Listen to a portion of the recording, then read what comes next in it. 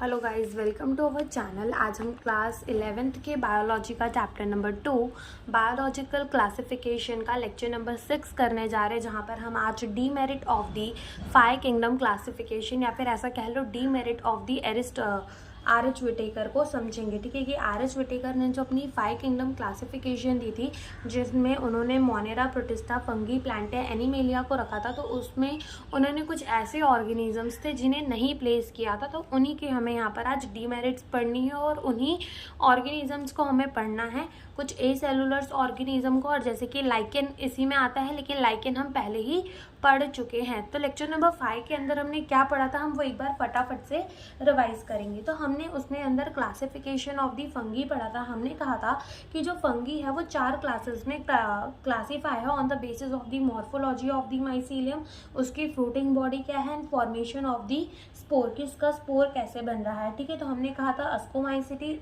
Phycomycetes, अस्कोमाइसिटीज, बसीडोमाइसिटीज and ड्यूटोरोमाइसिटीज के अंदर हमने अपनी फंगी को क्लासीफाई किया। तो जो हमारी फाइकोमाइसिटीज थी वो हमारे एक्वाटिक हैबिटेट के अंदर मिलती थी, डिकेइंग वुड और मॉइस्ट और डैम प्लेसेस के अंदर। अस्कोमाइसिटीज हमारी पैरासिटिक थी, सैप्रोफिटिक थी, कॉप्रोफिलस थी।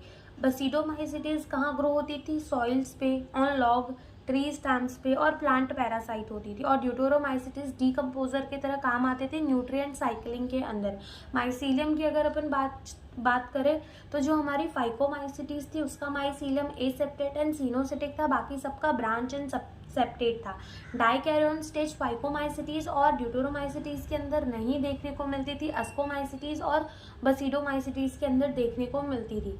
वेजिटेटिव रिप्रोडक्शन बाय फ्रैगमेंटेशन सबके अंदर कॉमन था, लेकिन अस्कोमाइसिटीज के अंदर हमारा एक ईस्ट पाया जाता था विच इज यूनिसेलुलर, उसके वजह से बाइनरी फिजन भी देखने को मिलती थी और बडिंग भी देखने को मिलती थी।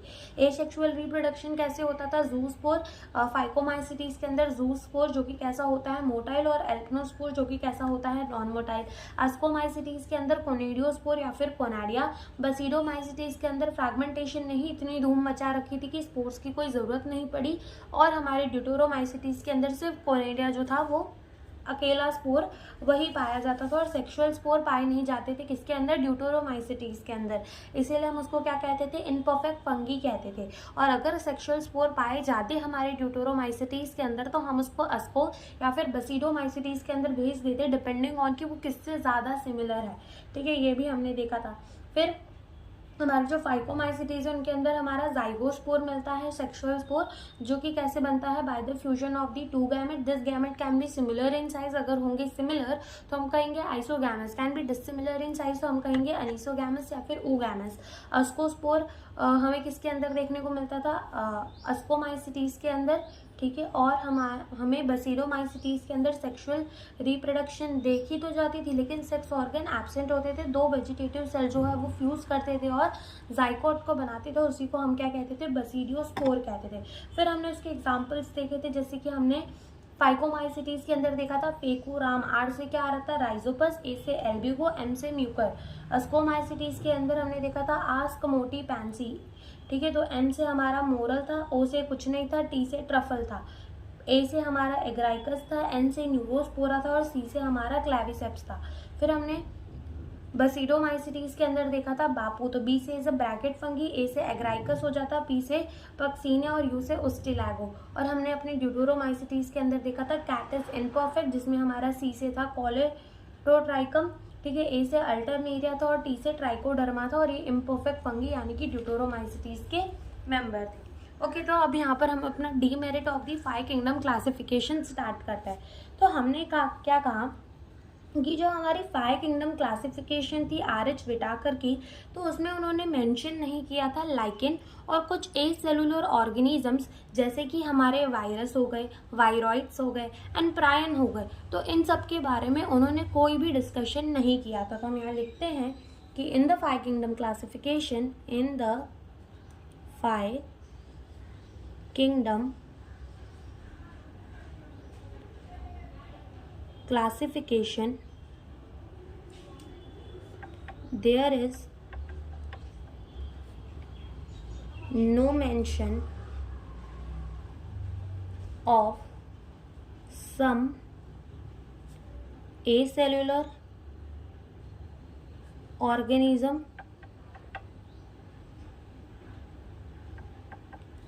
And lichen. ठीक है, तो सम ए सेलुलर ऑर्गेनिज्म, ए का मतलब होता है एब्सेंट और सेल्यूलर का मतलब होता है सेल, यानी कि ऐसे कुछ ऑर्गेनिजम्स जिनके अंदर हमें सेल नहीं देखने को मिलते थे, वो ऑर्गेनिजम्स को जगह नहीं दी गई थी। और लाइकेन, तो लाइकेन तो है हमारा एक ऐसा ऑर्गेनिज्म जो कि कैसे बना है, by the symbiotic association of the algae और फंगी। ठीक है, सिम्बायोटिक एसोसिएशन से बना है एल्गे और फंगी के, जो कि हम आगे बहुत अच्छे से समझ चुके हैं। ठीक है, तो ए सेलुलर ऑर्गेनिज्म की हम बात करें तो हमने ये भी तो पढ़ा है कि जिसके पास सेल नहीं होता हम तो उसको लिविंग भी नहीं कंसिडर करते, लेकिन ये कुछ ए सेलुलर ऑर्गेनिजम्स जो थे वो हमारे कैसे हो गए, जैसे कि समझ लो वायरस हो गया हमारा। ठीक है, वायरस हो गए तो ये हमारे ए सेलुलर है। फिर हमारे वायरॉइड्स हो गए, ये भी हमारा कैसा है, ए सेलुलर ऑर्गेनिज्म जिसके पास कोई भी सेल नहीं होता। हमारे प्रायन हो गए। ठीक है, तो ये सारे हमारे क्या है, ए सेलुलर ऑर्गेनिजम्स हैं जिनके पास कोई भी सेल्स हमें नहीं देखने को मिलता।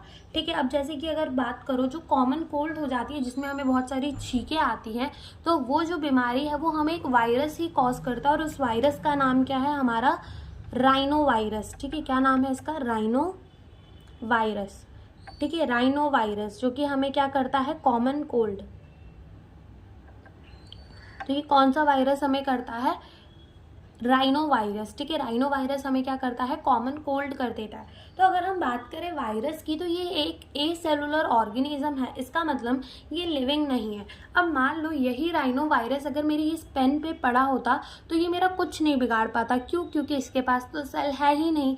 लेकिन एक बार जब ये राइनो वायरस मेरी बॉडी के अंदर चला जाता है तो ये क्या करता है, मेरी सेल की मशीनरी को कैप्चर कर लेता है, या फिर ऐसा मान लो मेरे सेल को हाईजैक कर लेता है और मेरे सेल को ये कहता है कि तुम और वायरस के पार्टिकल बनाओ।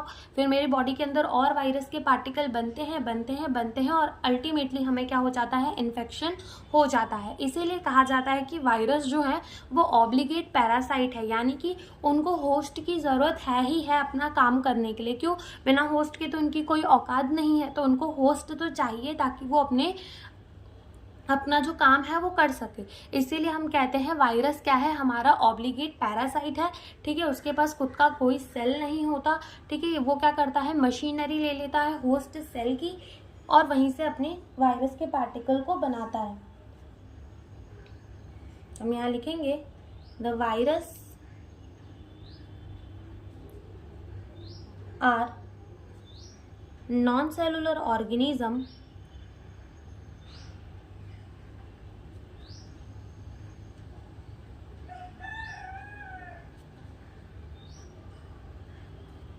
Non cellular organism outside the living cell. ठीक है, लिविंग सेल के बाहर ये नॉन सेलुलर है, outside the living cell. Once they enter in host body they take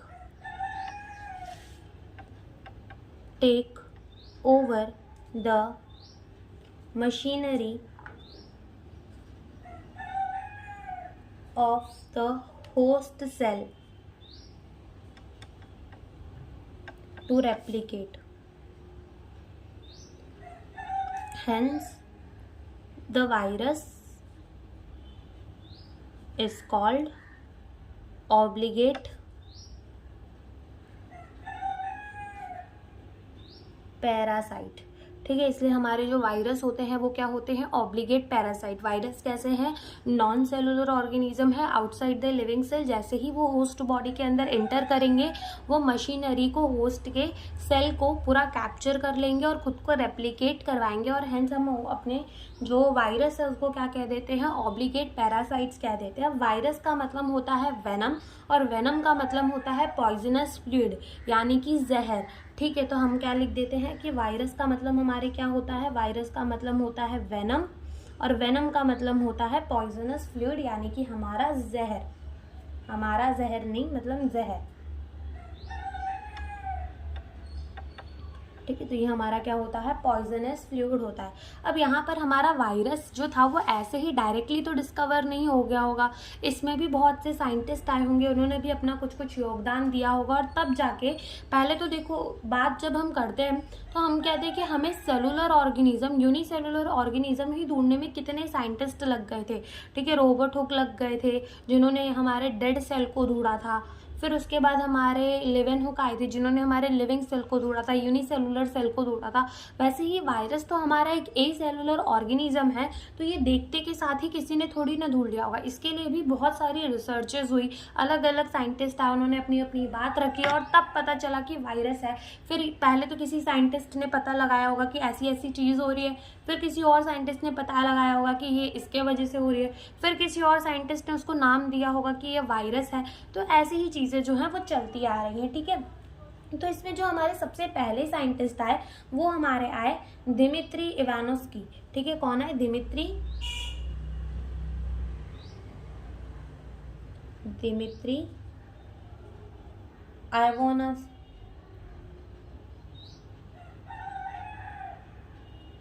Ivanovsky. ठीक है, कौन है, दिमित्री इवानोस्की। तो इन्होंने क्या बोला, इन्होंने क्या देखा कि हमारा ना जो तंबाकू का प्लांट होता है उसमें हो रही है मोज़ैक डिजीज। अब मोज़ैक डिजीज क्या होती है कि जो तंबाकू के प्लांट के पत्ते थे उनमें क्या हो रहा था, कहीं कहीं पर एकदम डार्क ग्रीन स्पॉट दिख रहे थे और कहीं कहीं पर एकदम लाइट ग्रीन स्पॉट दिख रहे थे। तो उन्होंने वो देखा।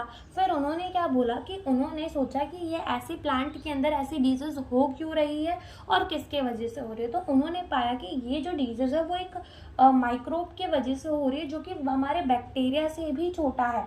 ठीक है, बैक्टीरिया से भी छोटा है। अब उनको कैसे पता चला होगा कि ये बैक्टीरिया से भी छोटा है, क्योंकि वो जो था, जो माइक्रोब था वो बैक्टीरिया प्रूफ फिल्टर को भी क्या कर जा रहा था, पास कर जा रहा था। इसका मतलब हम समझते हैं। तो देखो सबसे पहले हमने बोला हमारे कौन से साइंटिस्ट आए, दिमित्री इवानोस्की। ठीक है, आइवानोस्की। ठीक है, दिमित्री आइवानोस्की सबसे पहले हमारे आए। कब आए ये हमारे आए इन द 1892। ठीक है, कब आए, इन द 1892। तो इन्होंने क्या देखा, एक प्लांट देखा। किसका प्लांट देखा, इन्होंने प्लांट देखा टबैको का। ठीक है, और इन्होंने क्या देखा कि जो टबैको का प्लांट है उसमें क्या हो रही है, मोज़ैक डिजीज हो रही है, यानी कि पत्ते में क्या दिख रहे हैं, स्पॉट दिख रहे हैं। ठीक है, तो हम लिख देते हैं यहाँ पर, इनको क्या देखने को मिली, मोज़ैक डिजीज देखने को मिली, मोज़ैक डिजीज देखने को मिली। ठीक है, इनको क्या देखने को मिली, मोज़ैक डिजीज देखने को मिली, किस पे, टबैको के प्लांट पे।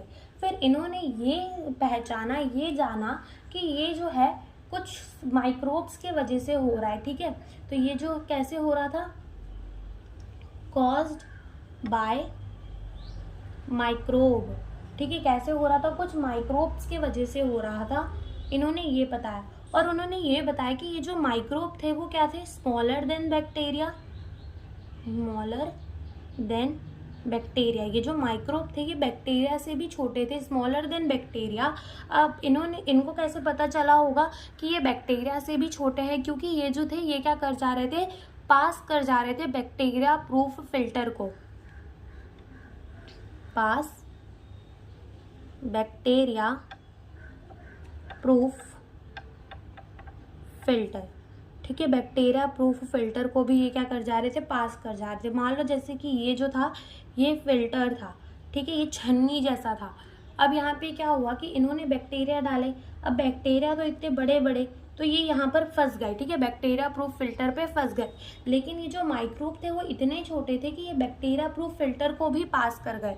ठीक है, तो इतनी ही कंट्रीब्यूशन दी थी किसने, दिमित्री इवानोस्की ने, कि इन्होंने क्या बोला था कि टबैको के प्लांट पे एक डिजीज हो रही है जिसको हम कह रहे हैं मोज़ैक डिजीज, और ये कोई माइक्रोब कर रहा है, और ये जो माइक्रोब कर रहा है वो बैक्टीरिया से भी छोटा है। क्यों, क्योंकि वो बैक्टीरिया प्रूफ फिल्टर को पास कर जा रहा है।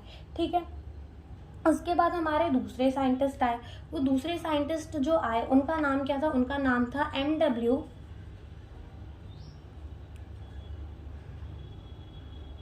बेजर्निक। ठीक है, M.W. बेजर्निक जो है वो हमारे साइंटिस्ट आए। कब? हमारे दिमित्री इवानोस्की के बाद में हमारे कौन से आए? MW बैनर्जिक नाम के साइंटिस्ट आए। कब आए ये? हमारे इन द 1898। ठीक है, कब आए? 1898 के अंदर आए ये वाले हमारे साइंटिस्ट। और इन्होंने क्या बोला? इन्होंने क्या किया ये टबैको का जो प्लांट था जिसमें डिजीज हुई थी, ठीक है, जिसमें हमारी मोसैक डिजीज हुई थी, तो उस प्लांट की क्या कर दी? एकदम चटनी बना दी। और वो जो चटनी बनाई उन्होंने, ठीक है, और एकदम पानी जैसा कुछ बना लिया उसी चटनी में पानी डालकर, ठीक है, माइक्रोब तो क्योंकि वहां पर भी आ ही गए होंगे, और उसको क्या कर दिया? स्प्रे कर दिया एक हेल्दी टबैको के प्लांट पे। क्या किया? जो प्लांट को डिजीज था उस प्लांट की एकदम चटनी बनाई और उस चटनी को कहाँ स्प्रे कर दिया? हमारे एक हेल्दी प्लांट के अंदर स्प्रे कर दिया। और उन्होंने ये पाया कि ये जो हमारा हेल्दी प्लांट था उसके अंदर भी सेम डिजीज डेवलप हो गई, उसके अंदर भी हमारी मोज़ैक फॉर्मेशन जो है वो चालू हो गई। तो इन्होंने ये पाया कि ये जो हमारा माइक्रोब है वो फैल रहा है, ठीक है, एक हेल्दी प्लांट में भी फैल गया।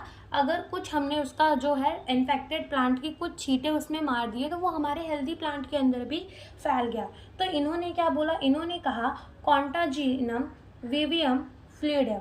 इसका मतलब ये कि हमारा ये कुछ इन्फेक्शियस फ्लूइड है। इन्फेक्शन का मतलब क्या होता है? कोई चीज़ फैल जाती है, जब हम कहते हैं ना इन्फेक्शन हो गया। तो इन्होंने क्या बोला कि ये भी हमारा क्या है? एक इन्फेक्शियस फ्लूइड है, यानी कि जो फैल रहा है। इन्होंने क्या नाम दिया उसको? इन्होंने ये नाम दिया उनको वायरस। ठीक है, क्या नाम दिया? वायरस नाम दिया। तो यहाँ पर भी हम डायग्राम बनाकर ही समझ लेते। जैसे मान लो ये क्या था? एक टबैको का प्लांट था। कैसा था? इन्फेक्टेड प्लांट था, ठीक है, इन्फेक्टेड, इसमें मोज़ैक फॉर्मेशन हुई थी। अब इन्होंने क्या की? इसकी चटनी बना ली, इसका पेस्ट बना लिया, ठीक है, और इसको एक हेल्दी टबैको के प्लांट पर, ये वाला कैसा है? हेल्दी प्लांट है, ठीक है, इस हेल्दी टबैको के प्लांट पे क्या कर दिया? स्प्रे कर दिया।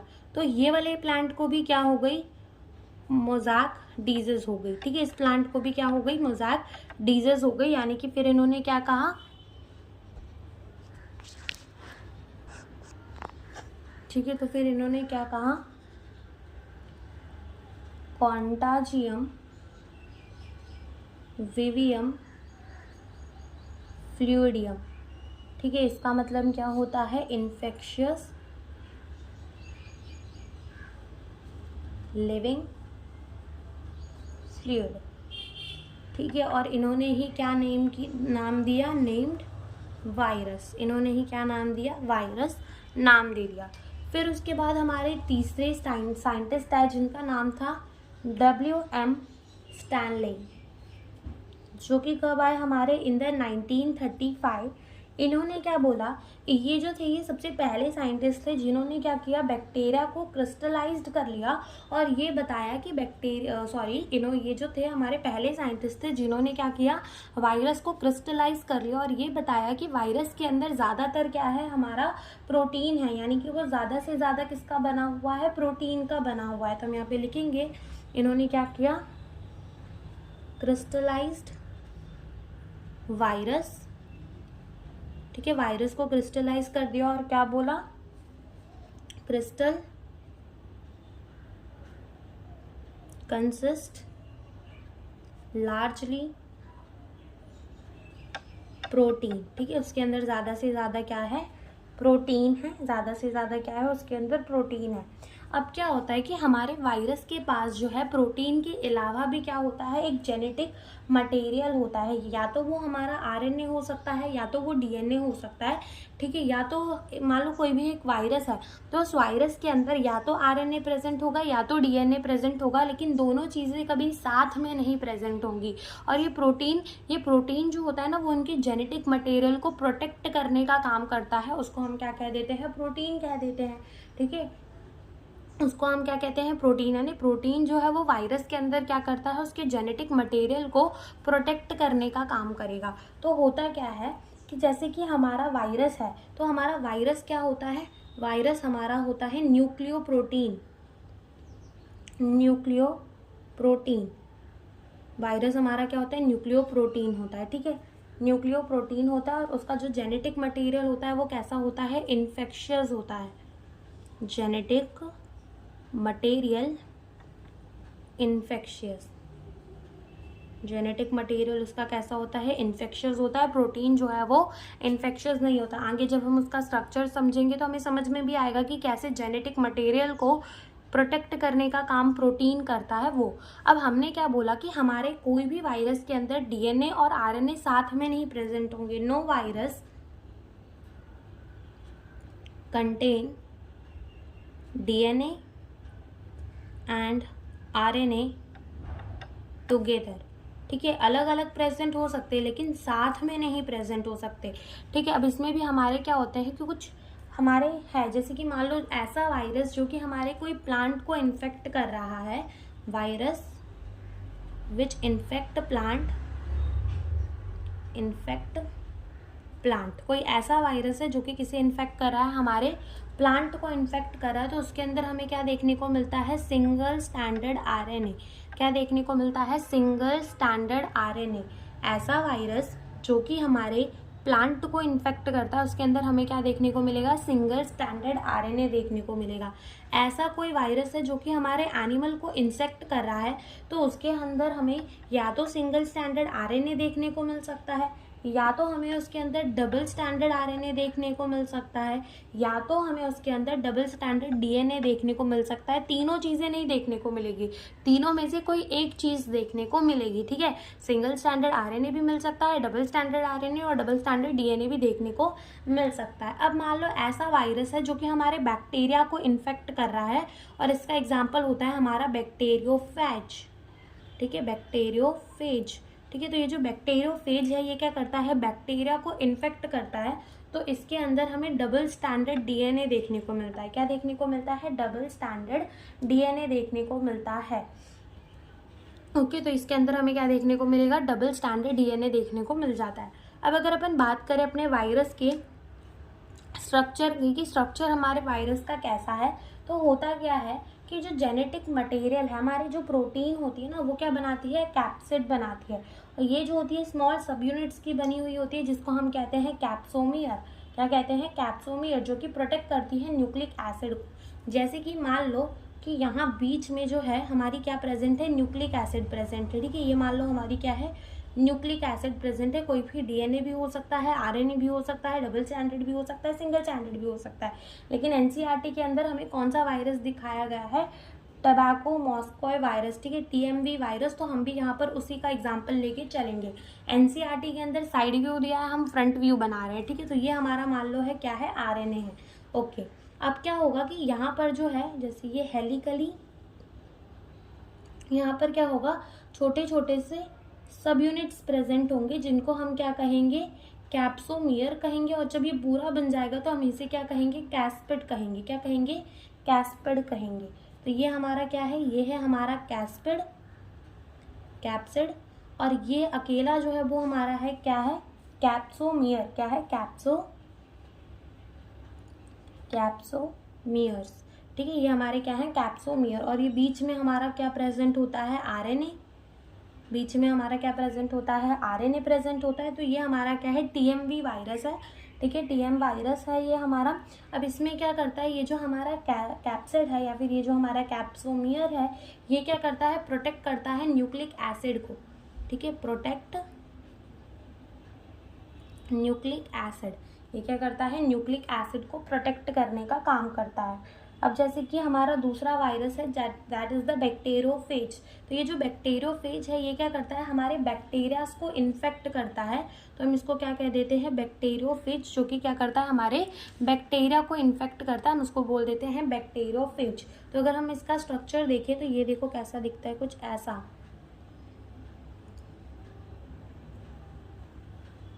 फिर इसके पैर ऐसे बना दो, स्पाइडरमैन की तरह दिखता है। ठीक है, तो इसमें होता क्या है कि ये हम इसको कह देते हैं हेड, इसको इसका कह देते हैं कॉलर।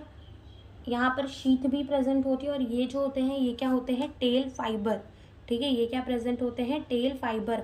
और इसी के अंदर इसका जो है वो जेनेटिक मटेरियल प्रेजेंट होता है, डबल स्टैंडर्ड डीएनए। अब होता क्या है कि हमारा बैक्टीरियोफेज जब भी हमारे किसी बैक्टीरिया को इन्फेक्ट करने जाता है, तो जैसे मान लो ये क्या है, कोई बैक्टीरिया है, तो बैक्टीरियोफेज जो है वो क्या करता है, ऐसे जाकर हमारे बैक्टीरिया से चिपक जाता है, और जैसे हमारी इंजेक्शंस नहीं होती, हम ऊपर का दबाते हैं तो नीचे से निकल कर आता है, ठीक है, जो भी दवाई होती है वो, वैसे ही ये बैक्टीरियोफेज क्या करता है, हमारे बैक्टीरिया में अटैच होने के बाद ऐसे दबता है थोड़ा सा, ठीक है, दबता है, तो इसका जो डबल स्टैंडर्ड डीएनए है वो कहाँ चला जाता है, यहाँ से बैक्टीरिया के अंदर चला जाता है और बैक्टीरिया को इन्फेक्शन फैल जाता है। तो ऐसे हमारा बैक्टीरियोफेज करता है, ठीक है। अब क्या होता है कि वायरस जो है वो हमें बहुत सारे डिजीज भी कर सकते हैं, जैसे कि मम्प हो गया, स्मॉल पॉक्स हो गया, एड्स हो गया, ठीक है। तो ये सारे डिजीज हमें कौन कर सकते हैं, वायरस कर सकते हैं। एड्स जो है एक्वायर्ड इम्यूनो डेफिशिएंसी सिंड्रोम, तो ये वाला जो डिजीज है हमारा वो कौन सा वाला वायरस करता है, HIV वायरस, ठीक है। वो कौन सा वायरस करता है, HIV वायरस हमें क्या कर देता है, एड्स कर देता है। और प्लांट के अंदर भी ये बहुत सारे डिजीज कर देता है, जैसे कि मोज़ैक फॉर्मेशन, ठीक है, पत्तों के अंदर हमें स्पॉट्स दिखने लग जाते हैं, लीफ रोलिंग एंड कर्लिंग, पत्ते मुरझा जाते हैं, येलोइंग, वीन क्लियरिंग, ठीक है, तो वीन्स जो होती है हमारे लीफ की वो क्लियर हो जाती है। ड्रॉपिंग यानी कि हमारे प्लांट की हाइट छोटी रह जाती है। स्टंटेड ग्रोथ, इसका मतलब हमारा प्लांट जो है वो छोटा सा ही रह जाता है। तो ऐसे ऐसे से डिजीज कौन कर सकता है, हमारे या प्लांट के अंदर वायरस कर सकते हैं, तो वो भी हम एक बार लिखेंगे। तो ये सारे डिजीज जो है वो हमारे वायरस कर सकते हैं प्लांट और एनिमल के अंदर। अब इसके बाद हम नया टॉपिक स्टार्ट करते हैं, जो कि है हमारा वायरॉइड का, ठीक है। किसका टॉपिक है, वायरॉइड का। तो यहाँ पर हम लिखते हैं वायरॉइड्स, ठीक है। अभी जो वायरॉइड्स होते हैं हमारे, अब इनके अंदर क्या होता है कि ये हमारे किसने ढूंढा था, टीओ डाइनर ने ढूंढा था, एक न्यू इन्फेक्शियस एजेंट, यानी कि एक इन्फेक्शियस एजेंट है, यानी कि जो इन्फेक्शन कॉज करता है वो भी एक टाइप का इन्फेक्शियस एजेंट है, लेकिन ये क्या है, छोटा है वायरस से। क्यों छोटा है, क्योंकि इसके पास जो है प्रोटीन कोट नहीं होता, जो कि हमारे वायरस के पास होता था न्यूक्लिक एसिड को प्रोटेक्ट करने के लिए। इसके पास क्या होता है, खाली न्यूक्लिक एसिड होता है, और जो कि कौन सा डिजीज करता है, पोटैटो स्पिंडल ट्यूबर डिजीज करता है। अब होता क्या है, हम एक एक करके लिख कर समझते हैं।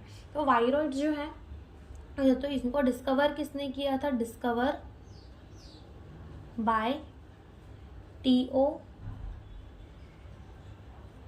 डायनर, ठीक है। कब डिस्कवर किया था, इन द 1971। ये जो थे ये क्या थे, smaller than virus, smaller than virus, virus से भी छोटे थे। क्यों थे छोटे, because lack the protein coat, ठीक है, लैक द प्रोटीन कोट, इनके पास प्रोटीन कोट नहीं होता था, तो ये क्या होते थे, हमारे वायरस से भी छोटे होते थे, ओके। प्रोटीन कोट नहीं होता था, तो इसके अंदर होता क्या था, फ्री आरएनए, ठीक है, फाउंड ओनली फ्री आरएनए। खाली इसके अंदर हमें क्या देखने को मिलता था, आरएनए देखने को मिलता था। एंड ये क्या कॉज करता था, कॉज पोटैटो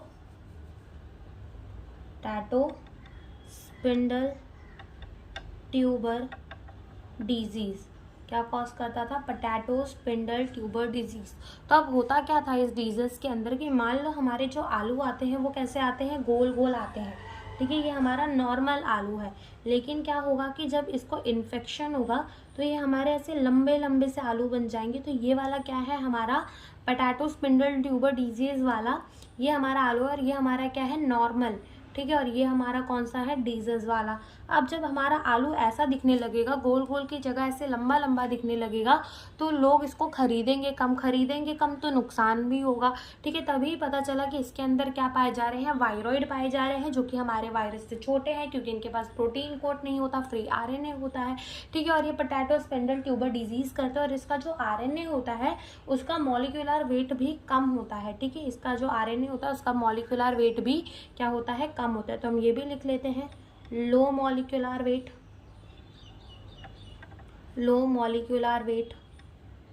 ठीक है, मॉलिक्यूलर वेट भी क्या होता है, कम होता है। इसके बाद हमारा बचता है प्रायंस जो है वो हमारे क्या है, वो भी हमारे एक टाइप के ना, सबसे पहले तो इनका जो साइज होता है वो वायरस से सिमिलर होता है, वायरस के साइज जितना ही होता है। और ये जो है यहाँ पर हमें एबनॉर्मली फोल्डेड प्रोटीन देखने को मिलते हैं, ठीक है, एबनॉर्मली फोल्डेड प्रोटीन देखने को मिलते हैं। और ये एक न्यूरोलॉजिकल डिजीज है, ठीक है, न्यूरोलॉजिकल डिजीज है। अब मान लो कि जैसे ये हमारे अमाइनो एसिड्स की चेन है। अब जब आप 12th में जाओगे तो आप पढ़ोगे कि कैसे हमारा रेप्लिकेशन होता है, हमारा ट्रांसक्रिप्शन होता है, ट्रांसलेशन होता है, कि कैसे हमारे डीएनए से डीएनए बनता है, डीएनए से आरएनए और आरएनए से प्रोटीन हमारा कैसे बनता है।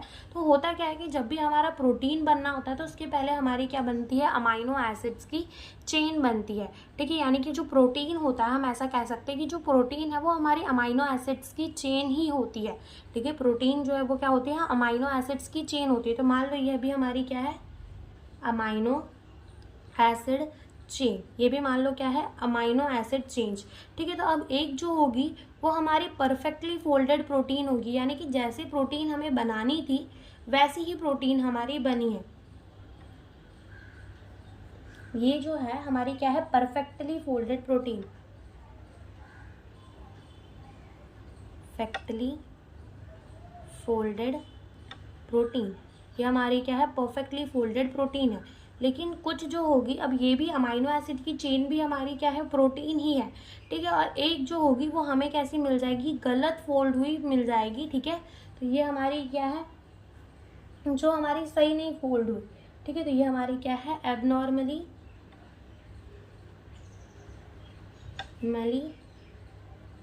फोल्डेड प्रोटीन, ये हमारी क्या है, एबनॉर्मली फोल्डेड प्रोटीन है।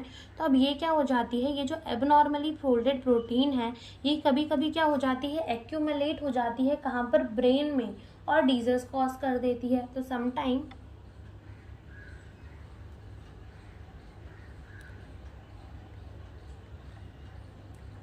In brain and cause disease. ठीक है, क्या होता है, ये ब्रेन में हमारे एक्यूमुलेट हो जाती है और क्या कॉज कर देती है, डिजीज। और ये कौन से डिजीज कर सकती है, ये मैड काउ डिजीज कर सकती है, जैकॉब डिजीज कर सकती है ह्यूमन के अंदर, और मैड काउ डिजीज कर सकती है कैटल्स के अंदर। ठीक है, तो यहाँ पर हम ये लिख भी देते हैं। तो ये क्या करती है, मैड काउ डिजीज करती है कैटल के अंदर, और जिसको हम क्या कहते हैं, बोवाइन स्पॉन्जिफॉर्म एनसेफेलोपैथी भी कहते हैं, BSE भी कहते हैं। ठीक है, बोवाइन स्पॉन्जिफॉर्म एनसेफेलोपैथी। और ह्यूमन के अंदर क्या कॉज करती है, जैकॉब डिजीज। ठीक है, जिसको हम लिखते हैं CJD, ये डिजीज कॉज करती है इन ह्यूमन। ओके, तो यहाँ पर हमारा ये जो चैप्टर है वो होता है ख़त्म, क्योंकि लाइकेन हमने फंगी के अंदर ही पढ़ लिया था। कि हमने क्या पढ़ा था, लाइकेन जो होते हैं वो सिम्बायोटिक एसोसिएशन होते हैं बिटवीन द एल्गे और दी फंगी। फंगी जो है वो अपना एरिया बढ़ाता है, मिनरल्स न्यूट्रिएंट्स एब्जॉर्ब करके देता है एल्गे को, और एल्गे और रहने की जगह देता है एल्गे को, और एल्गे उसके बदले में क्या देती है, उसको खाना बना कर देती है। एल्गे के कॉम्पोनेंट को हम कहते थे फाइकोबॉन्ड, और फंगल कॉम्पोनेंट को हम कहते थे माइकोबॉन्ड। फिर हमने देखा था कि जो लाइकेन है वो हमारा पॉल्यूटेड एरिया पे ग्रो नहीं करता, वेरी सेंसिटिव होता है टू द सल्फर डाइऑक्साइड, और वो सेंसिटिव होता है तो हम उसको पॉल्यूशन इंडिकेटर भी कह देते हैं। और अगर हम देखें लाइकेन को तो हम कभी भी डिफ्रेंशिएट नहीं कर पाएंगे, कभी भी पहचान नहीं पाएंगे कि उसके अंदर हमारे दो अलग अलग ऑर्गेनिजम्स प्रेजेंट है, पता ही नहीं लगता। ठीक है, तो ये हमने लाइकेन के बारे में भी पढ़ लिया था, और ये चैप्टर हमारा होता है ख़त्म। इसके बाद NCERT की रीडिंग जो है वो वाली वीडियो आपको जल्द ही मिल जाएगी। Thank you for watching the video.